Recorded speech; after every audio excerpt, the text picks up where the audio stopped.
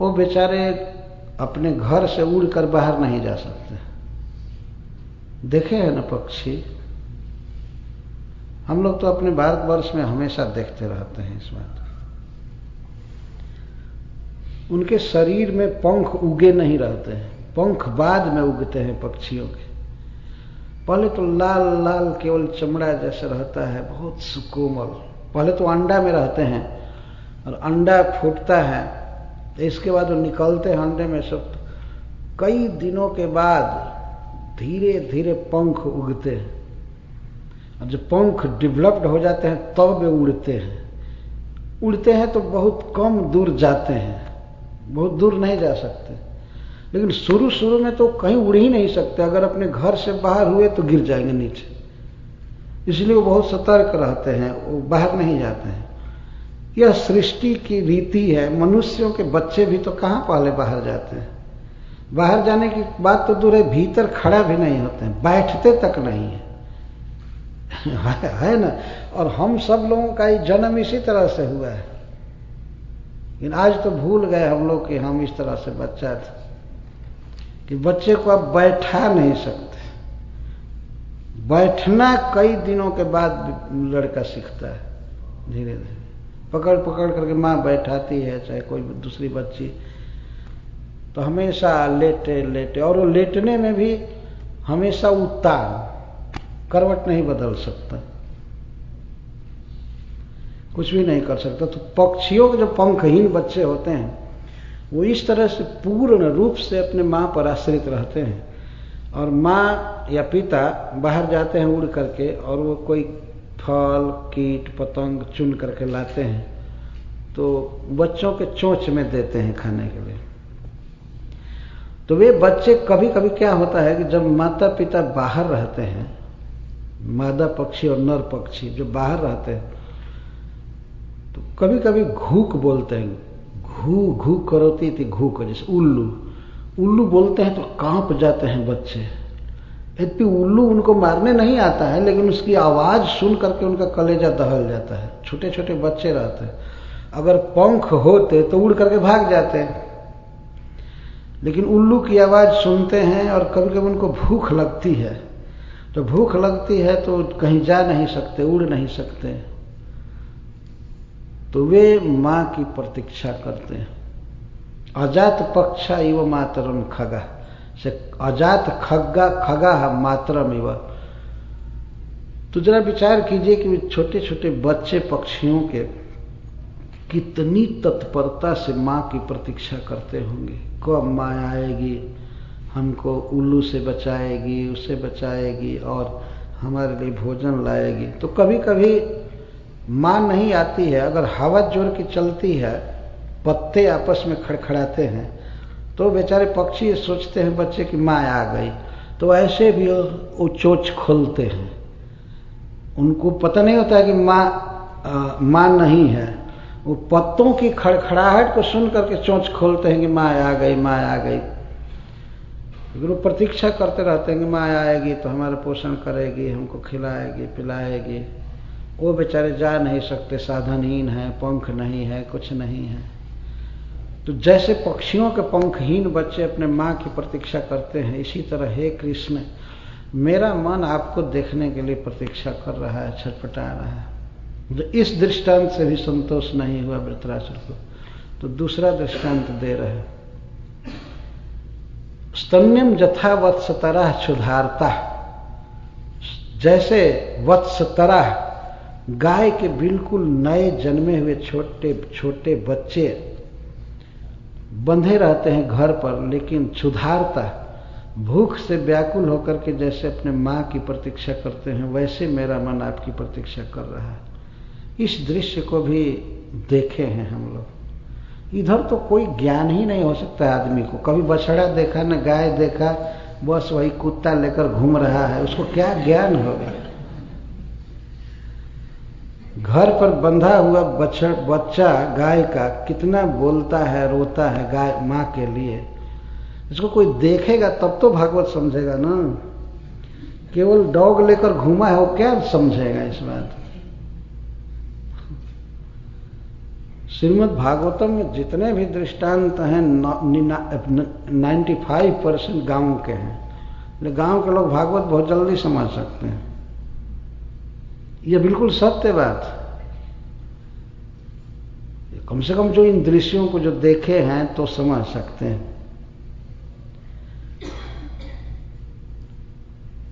तो हम लोग देखे हैं, गऊओं को चराए भी हैं, बछड़े सहलाए, दूहे, तो सब समझ में सारी बातें आ रही है कि नए बच्चे किस तरह माँ की प्रतीक्षा करते हैं। माँ चाहती है कि बच्चे के पास रहे, गाय चाहती है कि माँ बच्चे के पास रहे, लेकिन बच्चे के पास रहने से तो उसका पेट भरेगा नहीं, तो इसीलिए उसको जबरदस्ती हाँक करके ले जाते हैं खेत में। वो जाना नहीं चाहती है, बच्चे से बहुत स्नेह होता है उसका, लेकिन वो जाती है, उधर वो भी रंभाती रहती है, बोलती है, और इधर बच्चे को भी बांध करके रखा जाता है, तो बच्चा भूखा हो जाता है। शुरू में बिल्कुल घास नहीं खाता है, तो माँ के दूध की आशा से वो रोता रहता है, बीच बीच में बोलता रहता है, प्रतीक्षा करता रहता है और सोचता है माँ आएगी तो मैं उसका स्तन्यम का अर्थ है स्तन का दूध, मैं उसके दूध को पीऊँगा। ये भी अपेक्षा करता है बच्चा कि माँ मुझे चाटेगी, सहलाएगी, मैं माँ का दूध पीऊँगा। तो हे श्री कृष्ण, जिस तरह गायों के छोटे छोटे बच्चे अपने माँ की प्रतीक्षा करते हैं, उस तरह से मेरा मन आपकी प्रतीक्षा कर रहा है। लेकिन देखिए दोनों में परवशता है। पक्षी के पांख नहीं उड़े हैं, वो साधनहीन है। इसी तरह वृत्रासुर के कहने का मतलब है कि मुझ में कोई साधन नहीं है, कोई भक्ति नहीं है, मैं आपको पा नहीं पाऊंगा अपने साधन से, मुझ में कोई शक्ति नहीं है। लेकिन जैसे पक्षी के माँ स्वयं ही उड़ करके आती है और गाय स्वयं आती है, तब बछड़े सुखी हो जाते हैं, उसी तरह से जब आप कृपा करेंगे तब भी मैं आपको प्राप्त कर सकूंगा। मुझ में कोई शक्ति नहीं है। दृष्टांत द्वारा यह झलक रहा है। बछड़ा खूंटा में बंधा है, रस्सी से बंधा है, पक्षी का तो पंख ही नहीं है, वो कुछ कर ही नहीं सकते। अगर बछड़े में बंधन न हो तो हो सकता है धीरे धीरे भाग करके माँ के पास पहुंच जाए, लेकिन बंधन लगा हुआ है। अच्छा, फिर तीसरा दृष्टांत दे रहे हैं, प्रियम प्रियेव विषितम विषण्णा मनोरविंदाक्षुदृक्षते त्वाम। जैसे प्रिया, प्रिया शब्द का अर्थ है पत्नी, और विशेष करके पतिव्रता स्त्री, उसको प्रिया कहा जाता। जैसे कोई प्रिया परदेश में गए हुए अपने प्रियतम से मिलने के लिए उत्कंठित रहती है, बेचारी घर से बाहर नहीं जा सकती, और मान लीजिए उसका पति परदेश गया है, उसका प्रियतम परदेश गया है, तो बेचारी कभी कभी सोचती है कि कौन खिलाता होगा उनको, कौन चरण संवाहन करता होगा, मसाज करता होगा, बहुत दुखित होंगे। तो पतिव्रता स्त्री है, इसलिए वो यही सोचेगी, यदि मेरे साथ होते तो मैं भोजन बनाती, खिलाती, कपड़ा साफ करती और सब करती, उनके चरण दबाती, पंखा झलती, इस तरह से मैं प्रियतम को सुख देती। लेकिन व्युषितम, व्युषितम का अर्थ दूर देश गतम, प्रियतम दूर देश में गए हैं जहाँ वह पत्नी जा नहीं सकती है, तो बेचारी क्षण क्षण में प्रतीक्षा करती है कि पति का कब आगमन होगा, कब आएंगे, जब आएंगे तो मैं उनको सुखी करूंगी, ये करूंगी, और उनके साथ मिल करके मेरा सारा दुख दूर हो जाएगा। तो जैसे परदेश में गए हुए अपने प्रियतम पति की पतिव्रता पत्नी प्रतीक्षा करती है, हे प्रियतम, उसी तरह मेरा मन आपसे मिलने के लिए छटपटा रहा है, प्रतीक्षा कर रहा है। अभी प्रश्न उठता है कि काम एक ही करना है, भगवान से मिलने की लालसा, लेकिन तीन दृष्टांत क्यों दे रहे हैं? अवश्य इस निष्कर्ष पर पहुंचा जा सकता है कि एक दृष्टांत सफिशिएंट नहीं था पहले। तो हमारे आचार्यगण बताते हैं, जीव गोस्वामी पाद जी इस पर टीका लिखे हैं, तो कहते हैं कि पहले दृष्टांत में वृत्रासुर जी ने देखा एक अभाव। पक्षियों के पंखहीन बच्चे अपने मां की प्रतीक्षा करते हैं, तो वे मां से चाहते हैं, माँ के शरीर से उनको बहुत मतलब नहीं होता है। माँ अपने चोंच में जो कीट पतंग या फल लाती है उसकी प्रतीक्षा भी करते हैं, माँ मुझे कब खिलाएगी। तो इसलिए वृत्रासुर जी को इस दृष्टांत से असंतोष हो गया कि नहीं, ये ठीक नहीं है, मैं श्री कृष्ण से कुछ चाहता नहीं हूं। ऐसा नहीं है कि वो कृष्ण ला करके हमको ये दें, ये करें, नहीं। इसीलिए वो इस दृष्टांत से असंतुष्ट हो गए। पहले दृष्टांत दिए तब असंतुष्ट होकर के दूसरा दृष्टांत दे रहे हैं।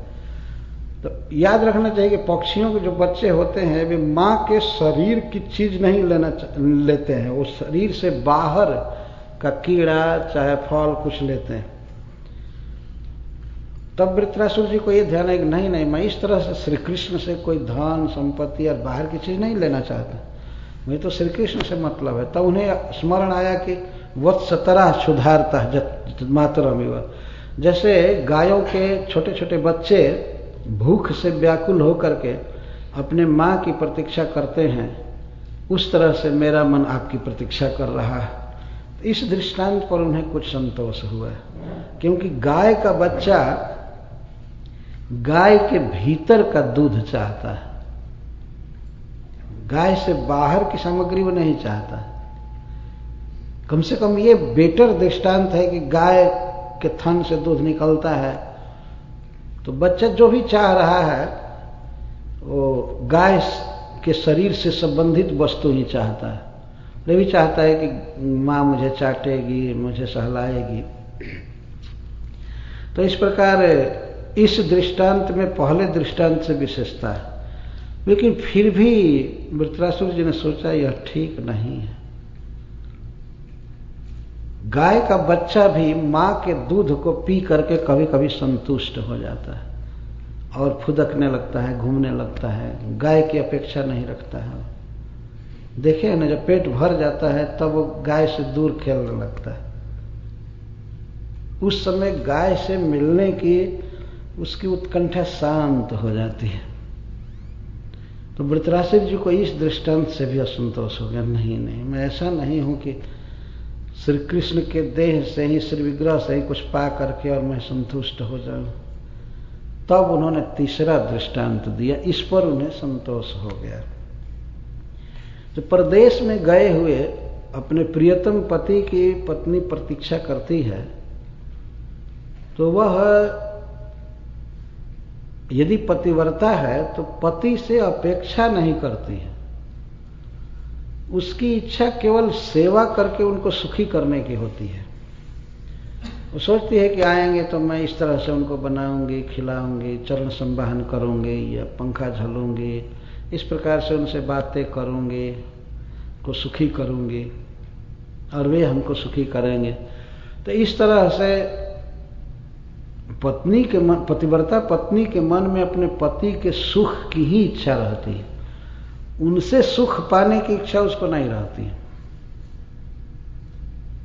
इस दृष्टांत से वृत्रासुर जी का मन संतुष्ट हो गया। हाँ, ये ठीक है।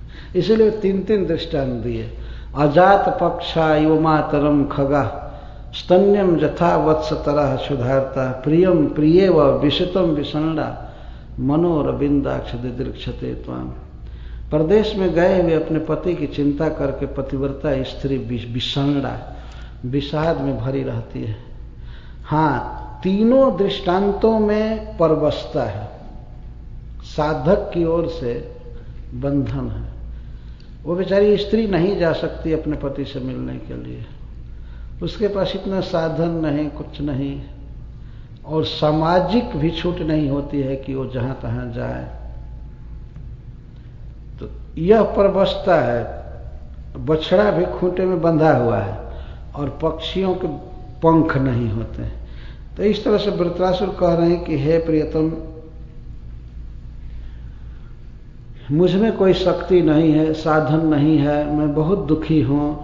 जैसे पक्षी के बच्चे दुखी रहते हैं, बछड़े दुखी रहते हैं, प्रियतमा पत्नी दुखी रहती है, उस तरह से मैं बहुत दुखी हूं आपके लिए, और मैं आपको चाह रहा हूं। आपसे कब भेंट होगी, कब मैं आपकी सेवा करूंगा, मेरी यही लालसा है। मेरी लालसा को कृपया आप पूरा कीजिए। इन तीनों दृष्टांतों से वृत्रासुर जिस समय बोल रहे होंगे कि मेरा मन छटपटा रहा है आपको देखने के, उस समय सारे देवता और इंद्र वृत्रासुर को देख रहे थे कि अरे बाप कितनी भक्ति। भगवान इंद्र तो हाथ में वज्र लिए लिए इतनी प्रशंसा किए हैं वृत्रासुर की। वो आगे के प्रसंग में 12वें अध्याय में वो प्रसंग है, बहुत प्रशंसा करने लगे। और अब उनको जो पहले मारने का थोड़ा विचार भी था अब बिल्कुल नहीं रहा। अब तो एक प्रकार से निश्चय कर लिए कि नहीं, किसी भी तरह से इस महावैष्णव का मैं वध नहीं कर सकता, क्योंकि इंद्र सब मिलाकर भक्त हैं भगवान के, तो एक दूसरे महान भक्त का वध कैसे कर सकते थे। वृत्रासुर जी की प्रार्थना में बड़े ध्यान से सुन रहे थे और वृत्रासुर बिल्कुल स्वभाव से आविष्ट थे। वे इस बात को भूल चुके थे कि वे युद्ध भूमि में खड़ा है, इसका उनको बिल्कुल स्मरण नहीं था कि वे कहाँ हैं। वो तो डायरेक्ट भगवान से बात कर रहे थे। ये 3 दृष्टांत बहुत महत्वपूर्ण है। इस पर हमारे आचार्यों ने बहुत सुंदर विस्तार से टीकाएं लिखा है। एक मगध यूनिवर्सिटी में गया जी में एक बहुत बड़े प्रोफेसर हो गए, भुवनेश्वर प्रसाद मिश्र माधव, तो उनसे एक बार पूछा गया कि मान लीजिए आपको एकाएक ये ऑर्डर दिया जाए कि आप भागवत के केवल एक श्लोक को पढ़ सकते हैं और नहीं पढ़ने दिया जाएगा, तो आप कौन श्लोक चुनेंगे? तो उन्होंने कहा था कि मैं इसी श्लोक को चुनूंगा, अजात पक्षा इव मातरम खगा स्तन्यम यथा वत्सतरा सुधार प्रियम प्रिय व विशतम विषाणा मनोरविंदाक्ष दिदीक्षते त्वाम। बहुत बड़े बड़े लोगों ने भागवत की बहुत महिमा कही है। भगवान चैतन्य महाप्रभु 5 साधनों में श्रीमद् भागवत के अर्थ का आस्वादन कहते हैं। श्रीमद् भागवत के कथा का आस्वादन कोई व्यक्ति करे तो अपने आप कृष्ण प्रेम डेवलप्ड हो जाएगा। ये महासाधन है, लेकिन अर्थ का आस्वादन होना चाहिए। और इसके विषय में मैं पढ़ा हूं कि जब महात्मा गांधी भागवत सुने बनारस में मदन मोहन मालवीय जी के मुख से, तो गांधी जी ने अपनी बायोग्राफी में लिखा है कि मुझे बहुत अफसोस हुआ कि मैं संस्कृत और क्यों नहीं पढ़ा।